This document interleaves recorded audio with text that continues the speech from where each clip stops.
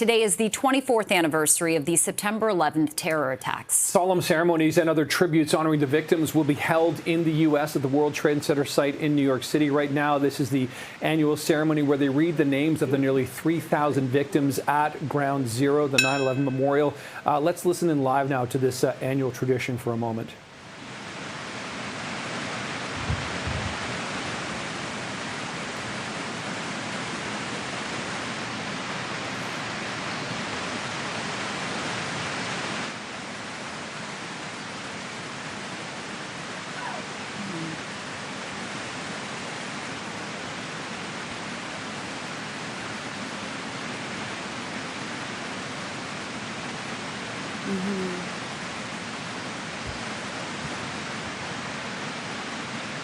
Right, quick, march.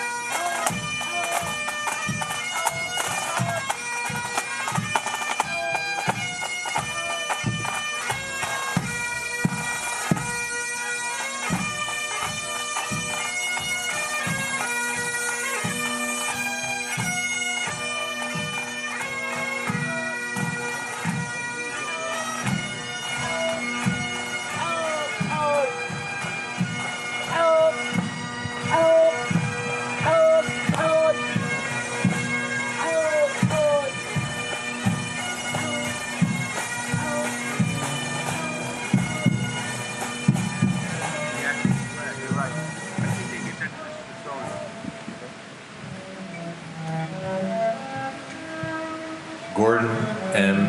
Amith, Jr. Edemiro Abad. Marie Rose Abad. Andrew Anthony Abate. Vincent Paul Abate. Lawrence Christopher Abel. Alana Abraham. William F. Abrahamson. Richard Anthony Aceto. Heinrich Bernard Ackerman. Paul Aquaviva. Christian Adams. Donald Leroy Adams. Patrick Adams.